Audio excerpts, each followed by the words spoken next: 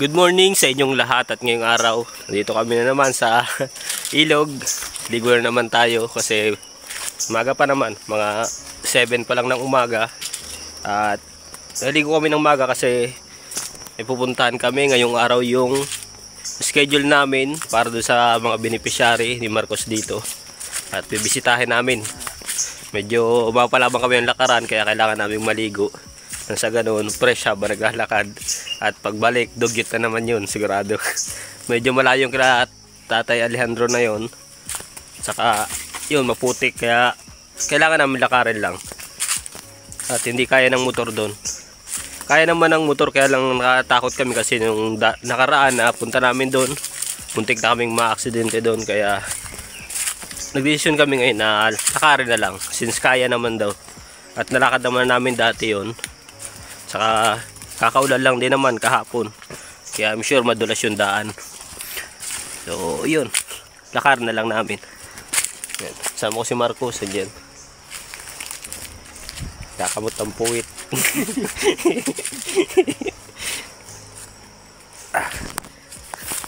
May ano dyan, alimatik. Yan naman yung linta.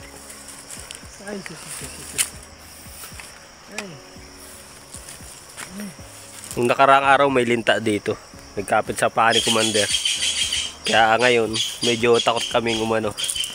Kasi yun daw yun na malakas kumapit. So ayan, liligo muna kami. Nang sa ganun makapunta tayo ng maaga.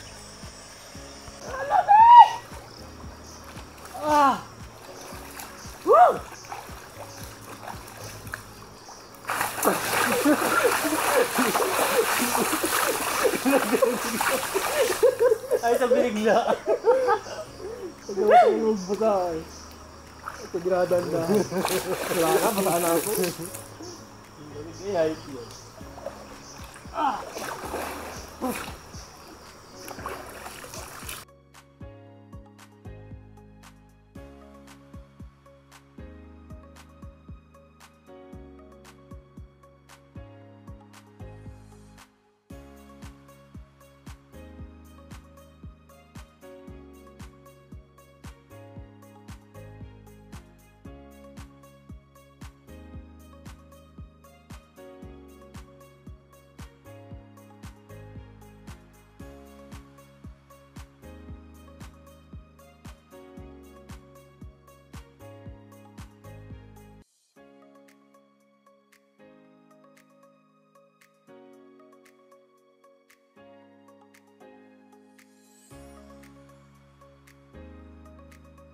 Nandito na kami ngayon, papunta kila Tatay Alejandro.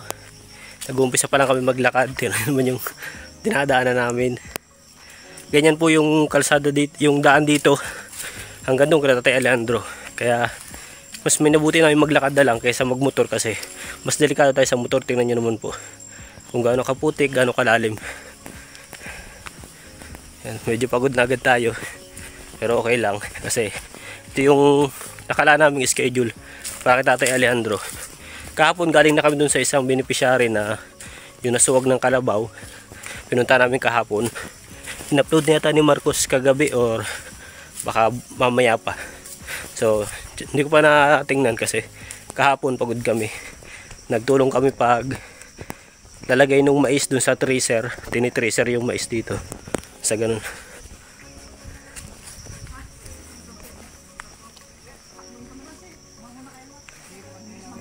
Ano po tayo? Basta tuloy ang lakad nyo. Sige po. Sige po.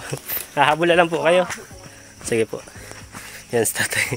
May nakalimutan pa. Doon sa motor. Yan. Grabe oh. Dinadaan natin. Tingnan nyo naman yung dinadaan namin. Buti lang kahit pa paano uminit. Nung nakarang araw maulan. Sabi ni tatay, maulan dito nung nakarang linggo. Kaya nagkaganto yung daan. Ngayon pa lang naumpisa yung init pero hindi naman direkta yung araw. Nakalabas yung araw, tatakpan siya ng ulap pero mainit pa rin yung ano. Kaya kahit paano yung kalsada, natuyo-tuyo. Kaya naman lakarin.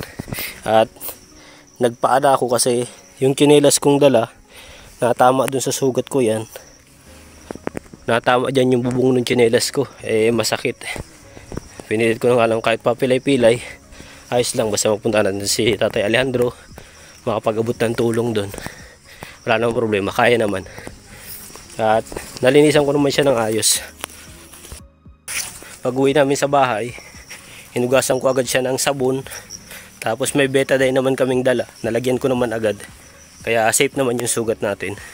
Hindi ko lang alam kung may naiwan sa loob kasi pinapakaramdam ko parang meron. Pero sabi naman nila, Mark, ganun lang talaga pagka natusukan nung una. Kala mo meron sa loob pero wala. So malalaman natin pagka ano.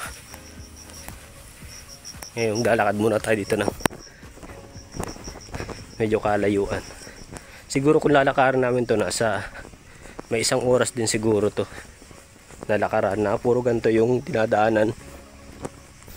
May dala kaming motor na narkila namin yung motor, kaya lang sabi namin hanggang doon lang sa kalsada, sa semento lang kasi pag dito alanganin na, napakahirap ng daan. Yan, may nag-aaw na ano, may chariot na dadaan.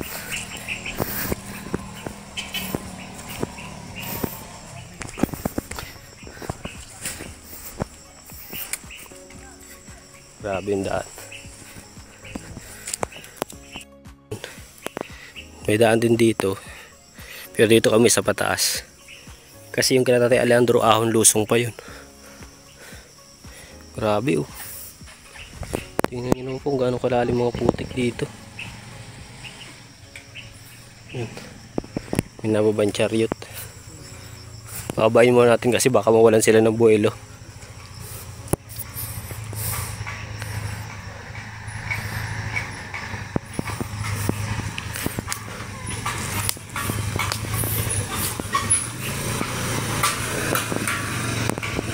Ayan po.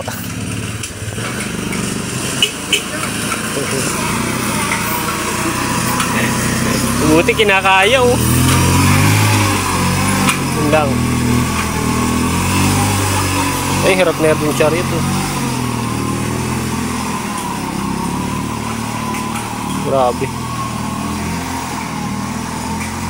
Sobrang dulas.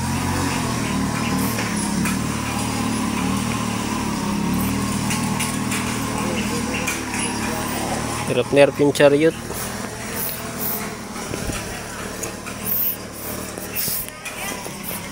Grabe yung grabe yung chariot, hirap na hirap. Halos ayaw nang gumulong ng ano, sobrang dulas ng putik tsaka sobrang lalim. Kala ko hindi kakayanin at tutulak na sana namin, kaya lang kaya naman. At wala namang masyadong karga yung chariot, walang masyadong sakay, kaya siguro dito hindi nila masyadong kinakargaan muna yung mga chariot kasi ang chariot dito naghahakot po ng mga mais saka mga kamuting kahoy. Yun ang purpose dito ng mga chariot. Kaya lang sa ngayon siguro hindi nila makarga ng marami kasi gawa ng daan. Ganyan yung daan.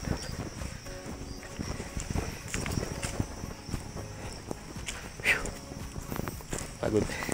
Ano ba ang ating tsinelas?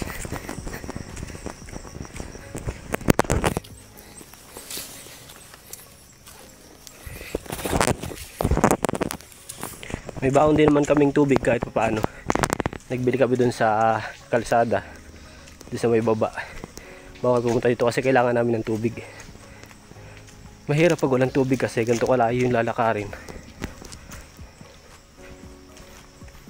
May mga baon kaming mineral dito sa bag.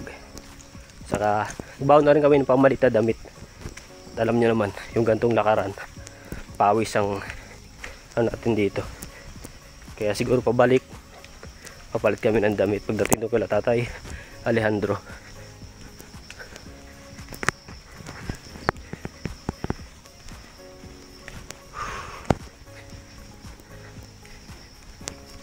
Wala pa tayo sa kalahati. Bali may kasama kami doon sila sila Pastor saka si Leyman, yung dati namin kasama, yung inangkasan ko dati ng motor nung unang punta namin dito kasi sila yung nakakaalam ng lugar dito, kaya ginagay nila kami papunta doon mas kabisado na yung lugar, saka mas kilala sila dito. Alam niyo naman po na bundok ito, mahirap naman pumasok tayo na wala tayong kasamang kakilala. So kaya kailangan namin magpasama, sa ganun safe din. Si tatay wala pa, pero mabilis nung pumabon si tatay. Nasanay sa lakaran si tatay. Mas, sabi nga ni nanay, mas malakas pa sa amin si tatay kahit magsi 60 na. O 16 na yata, mas malakas pa sa amin.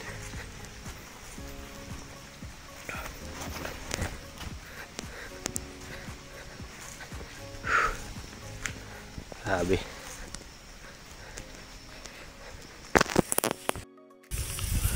nandun sila sa unahan, sa tatay. Taas na namin. Grabe oh. Nasa tuktok na kami nung unang bundok na ano namin, may isa pa. Bale dalawang bundok kasi itong tinatawid namin papunta kay Tatay Alejandro. Nakakabilib din sa Tatay Alejandro na nilalakad niya to kahit ganun yung sitwasyon niya. Putol yung kamay niya. Saka yung sa may banda balakang niya is may problema din. Pero nalakad niya to ng ganito kalayo. Grabe. Nakakabilib sa Tatay Alejandro.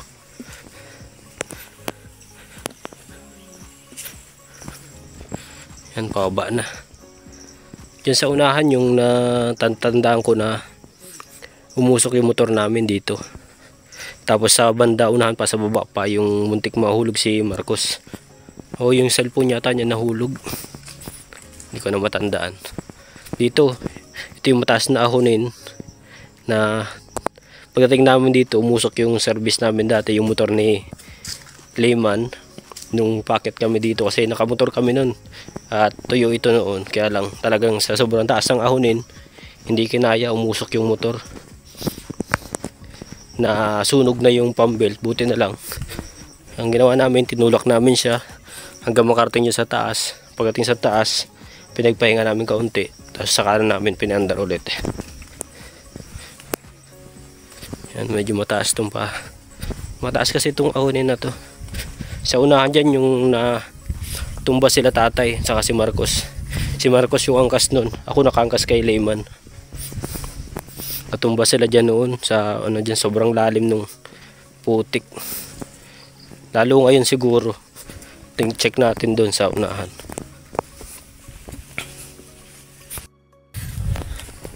Yan. Tinanggal ko na yung jacket ko kasi mainit.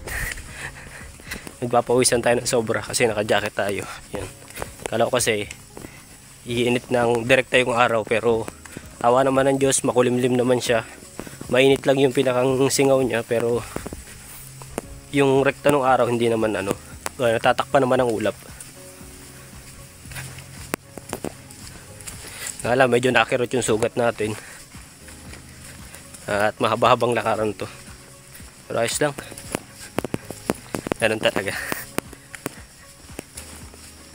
Kaya naman kasi di naman ganun ka ano, kalala yung sugat natin.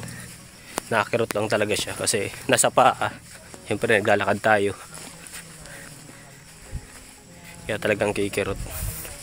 Lalo kung hindi ko siguro to hinubad kasi tatawa lagi yung bubong ng tsinelas. Kaya sawakan mo nga saglit, papakita natin sa kanila kung gaano katarik to. Sige, sige.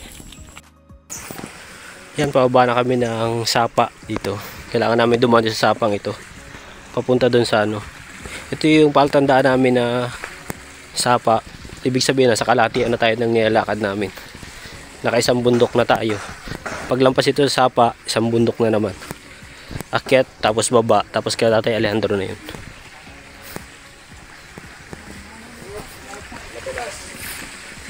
Sa tatay.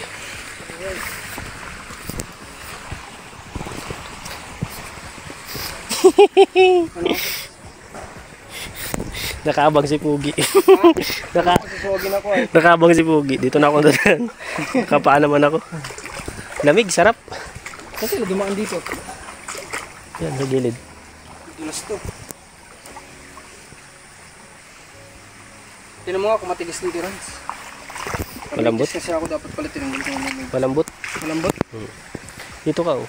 Tapos kakatumawid dun. Matigas to ba to ito? Dito na lang, dito na lang. Grabe, napakaganda ng sapa dito. Napakalinaw. Ayun, tinawid natin. Sa taas dyan.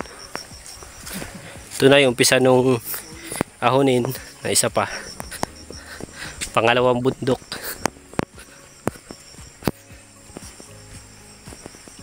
Sabi nga tatay kanina. Ras, kaya pa? Kaya ba? Sabi tatay kanina kaya daw dito ng sir. Kaya naman daw ng motor dito. Ang hindi lang kaya ng driver. Mahina kami sa ganito. Hindi pa sanay kasi hindi pa naman kami nakakapag motor sa mga gantong lugar. So, yun siguro kung may experience namin yung mga gantong lugar, masanay tayo. Yung gaano kataas.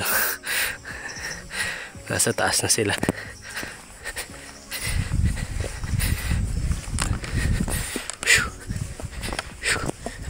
Aran.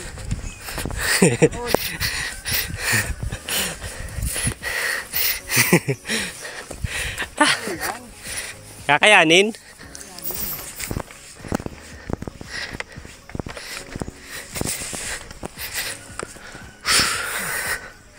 Taas pa.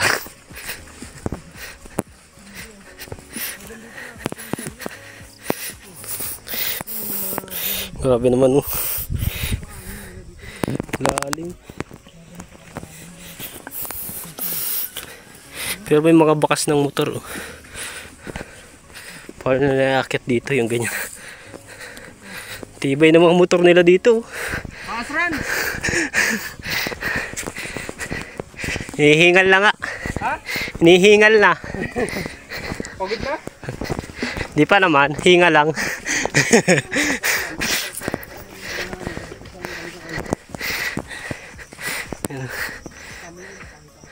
Taas na tayo.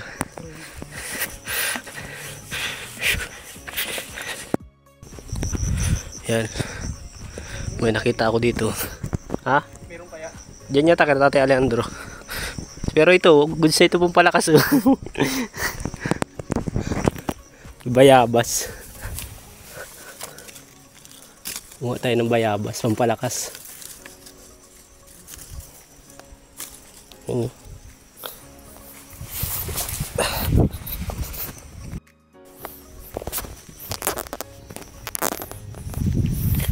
Daan tayo ng bayabas.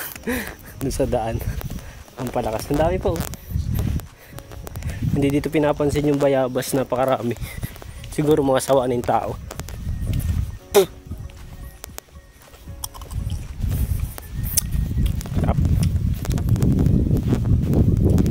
Sawa na siguro sila, daming hinog. Yung mga bayabas oh. Mga sa gilid lang ng daan. Siguro yung mga bata dito sawa na sa ganito.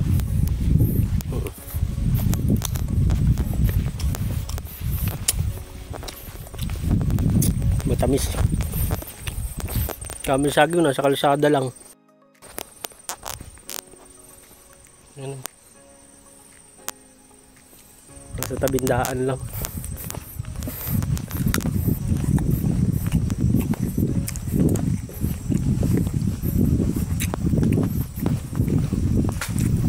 Ito nakababa na kami. Nakababa na kami dun sa pangalawang bundok. Papasok naman tayo dito sa ano dito. Alam ko may parang tubuhan dito na papasukin namin. So, yung part na to. Pasok tayo dito tapos pagliko doon ay kay Tatay Alejandro. Sa wakas. Ginhawa din.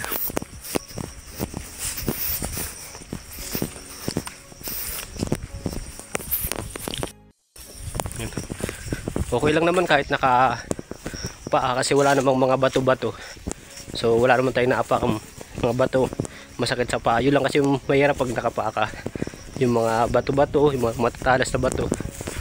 Pero dito naman putik naman na medyo yung iba malambot, yung iba matigas na putik kaya goods lang. Malapit tayo kay Tatay Alejandro siguro mga 3 minutes or 5 minutes nandun na tayo.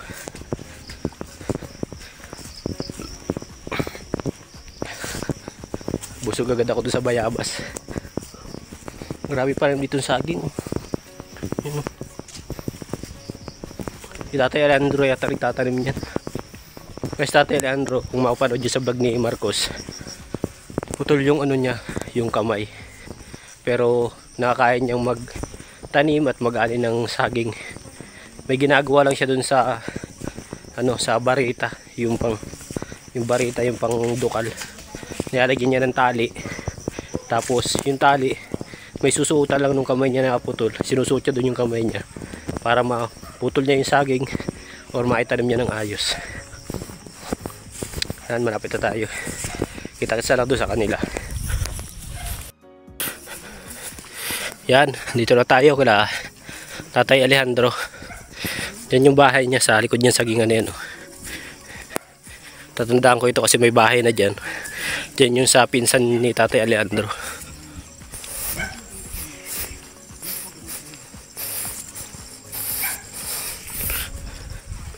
Grabe, pagod. Biro nyo po yung tinawid namin dyan sa may taas dyan. Yung mga tanim nila Tatay Alejandro na saging, saka mga kamuting kahoy.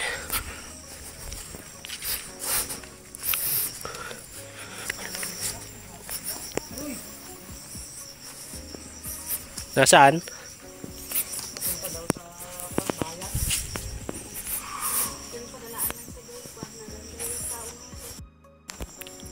Yan, dito na tayo ngayon kila Tatay Alejandro. At yun, papahinga lang kami kasi medyo malayo yung nilakad natin. Kaya lang, yun nga lang, wala yata si Tatay Alejandro dito. Nasa mismong bayan daw sa San Mariano. So, napakalawak na San Mariano. Hindi natin alam kung saan nahanapin doon. Siguro, pahinga lang kami itong kaunti, tapos labas na rin kami. Baka makasalubong namin sa daan. Pag nakasalubong sa daan, doon lang namin siguro kausapin. At ipaabot yun, dapat may paabot sa kanya. Kasi may mga sponsor na nagpapaabot sa kanya, kailangan namin maibigay. Kaya kami pumunta dito kahit sobrang layo. Yan, doon sila sa bahay ni Tatay Alejandro. Yan, nandun sila. May kinakausap lang yung isang beneficiary dito na lapit ni Tatay. Yung babae nakaupo. Tapos sila pastor nandyan din. Yan mismo yung bahay ni Tatay Alejandro, yung bahay na yan. At nandito na tayo sa tabi. Papahinga. Ay, mga tanim ni Tatay Alejandro, yung paligid na yan, mga saging na yan. Hanggang dito. Siya nagtatanim yan, may mga bunga na. Dalawa lang sila ditong bahay.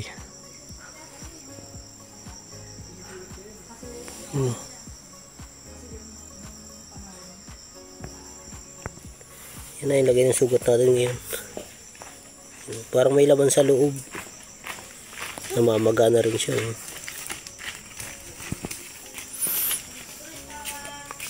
Lutuan mo to?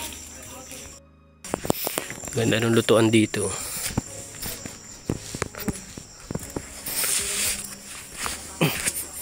Kanya lang yung lutuan dito. Ito nyo naman, ang cute. Yung malaking lata na yung drum. Tapos nilagyan lang ng maraming lupa sa loob. Ganda nga naman yan, hindi nasusunog.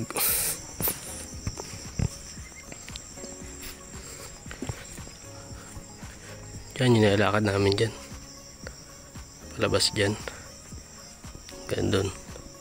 May mga tubo, saging. Grabe talaga ang mga tao dito, sobrang sisipag.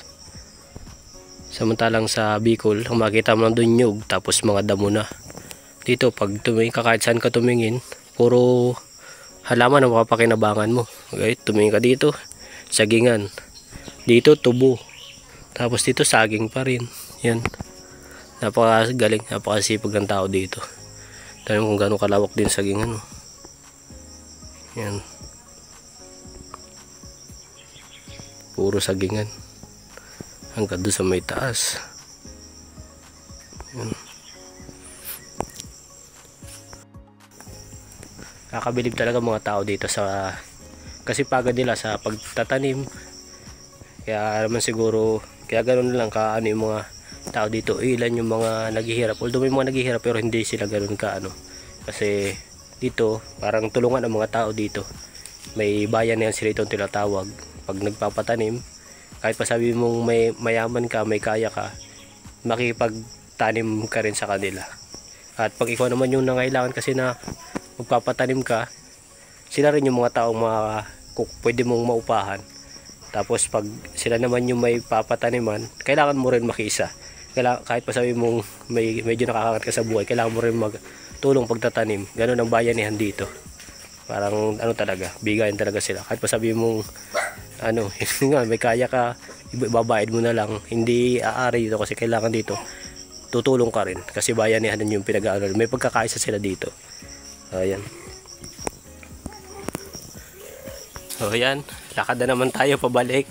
At yan, tapos na kami doon mag-interview. At may scout si Marcos doon na panibago. Doon sa halos kapitbahay lang din Tatay Alejandro. Kasi sa Tatay Alejandro wala dito. Sabi na sa bayan daw. So baka makasalubong namin dito sa daan. Kung makasalubong namin dito, dito lang siguro namin ipaabot yung dapat ipaabot sa kanya. Or kung hindi naman, nasabihan naman namin yung magulang niya doon sa kanila na schedule namin doon sa ano, sa pupuntahan niya dito sa kila Marcos din. Papupuntahin na lang namin siya doon. At mag-iwan naman kami ng pamasahe. Kami magbabayad nung sa sasakyan ni Tatay Alejandro para sa ganun hindi man mahirapan baba doon. Siguro mag-chariot na lang sila, yung kagaya nung kaninang dumaan, sasakay na lang sa ganun hindi siya mahirapan. At yun, siguro Sabado may ano rin naman sila, may pagsimba rin sila dito sa Adventist, kasi Adventist po sa Tatay Alejandro. Sabado may pagsimba sila, so baka doon na lang namin siya kausapin at ipaabot yung dapat ipaabot sa kanya sa pagpunta niya doon, para isang ano lang siya, isang lakad lang siya, kasi lalabas din naman siya mag-Sabado, isimba din naman, so doon na lang namin puntaan kasi simba din naman kami. Yan, paakit na naman tayo, akit baba na naman, okay lang, sanay na.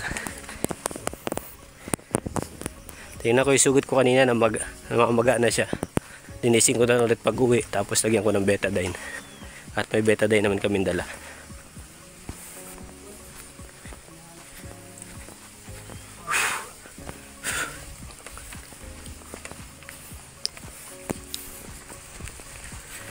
Doon na tayo magpapalit ng damit sa taas pagdating doon sa motor, kasi maglalakad pa rin naman tayo, papawisan din agad. May dala kaming pamalit na damit.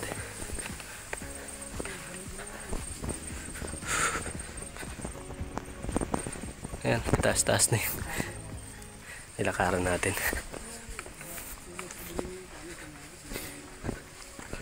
Ay, grabe. Nandun sila sa unahan. Ayan, nandun sila. Nag-aahon. Grabe. Yun tayong bayabas, galing dito.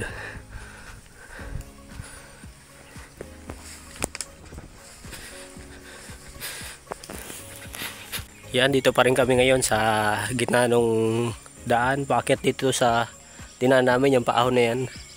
At nagpapalipad lang si Mark ng drone para makita nyo rin itong kahabaan ng dinadaanan namin niya, lakaran namin na putikan, para makita nyo rin kung gaano ka ano yung kahaba yung putikan na dinadaan namin. So yan, sakto-sakto naman dito sa pinagpapahinga namin kanina, na kasalubong namin sa Tatay Alejandro at na interview naman. So yun, abangan nyo sa vlog ni Marcos yung kwento ni Tatay Alejandro, kung ano yung mga ano niya dito, mga nasabi niya, mga na-share niya na nangyari sa kanya nung mga panahong wala kami. O yan, palipad lang ulit tayo ng drone. Pagtapos namin ito magpalipad, yun, labas na kami dun sa kalsada at magmerenda muna kami nila Pastor sa kanila tatay. So yun, hanggang dito lang muna yung vlog natin. Muli maraming salamat sa lahat ng sumubaybay, sumama dito sa amin sa malayo yung lakarin namin na ito. At yun, maraming salamat sa inyo sa patuloy na sumusuporta sa team namin. Salamat sa inyo, sa mga sponsors. Yan, maraming salamat. At yun, hanggang dito lang ulit. Mag-ingat kayo palagi. God bless.